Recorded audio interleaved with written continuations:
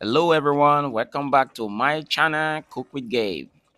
So today we'll be making the delicious honey beans, which we usually call the brown beans. So right now I'll be washing the beans.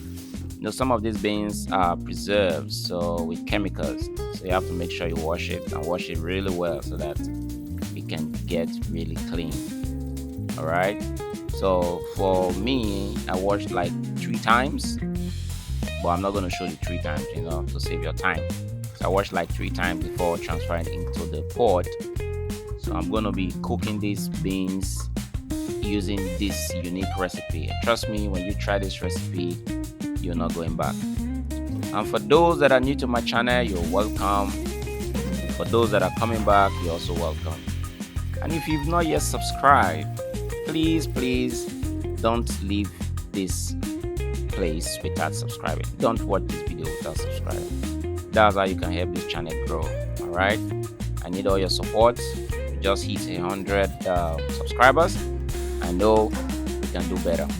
The goal is to hit over 1,000 before the end of this year, and I know you guys can make that happen. All right, back to the video. So I'll be using onion and scotch bonnet pepper for this recipe. Some people can add tomatoes, but I'm just going to be making it simple.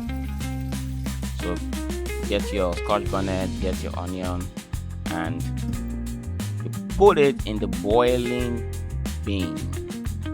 That's the unique recipe that I'm showing you guys today. Usually sometimes you can either fry it or you can do you can blend it and just pour it into the beans when it's cooked. But this way, the flavor of the onion, of the pepper, everything gets into the beans. And when it's cooked, you can see me taking it out here. So you just take out the onion bulb and the pepper, and we're going to be blending them together.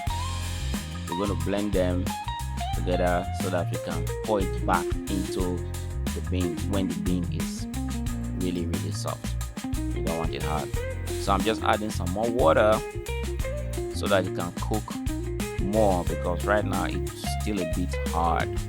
So I needed to add some more water so it can cook. Then depends on how soft you want it to be. If you want it very soft, you can add more water.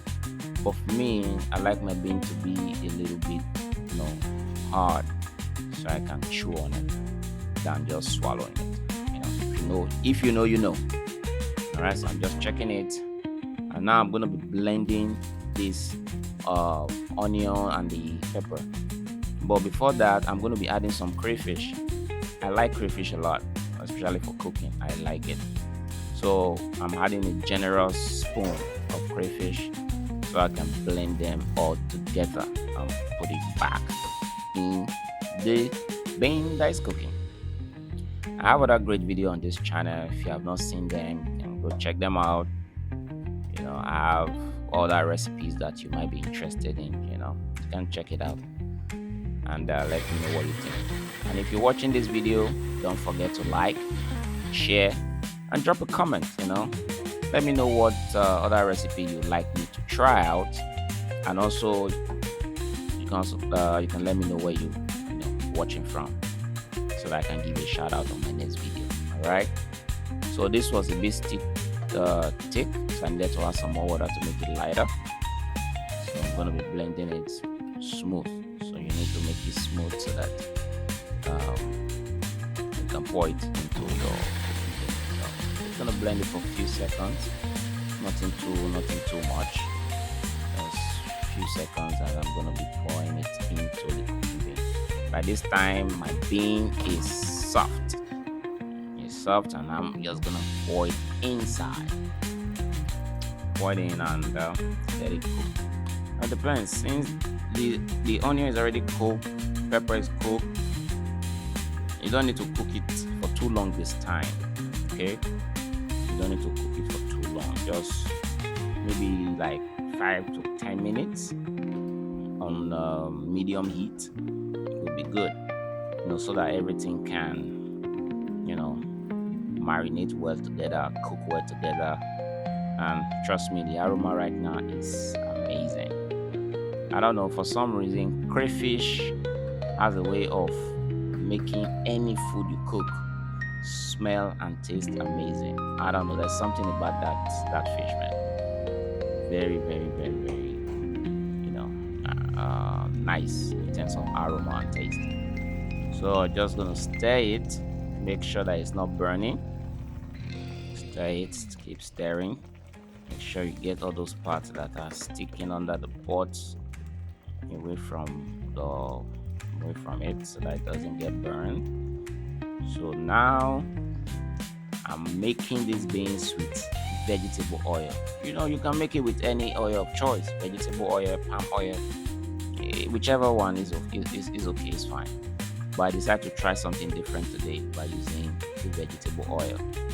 So the vegetable oil has a unique, or when I say unique or distinct taste when you use it to cook beans. It tastes really, really different. If you eat vegetable beans, vegetable oil beans and palm oil beans, trust me, you might not go back to palm oil. But it's all a matter of choice. But the taste is really, really different.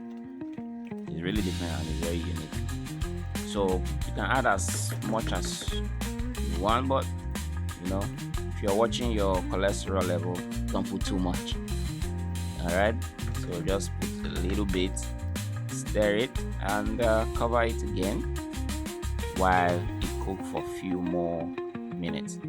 And this time you can adjust the taste with salt. Some people use regular seasoning, but I think salt is okay for me.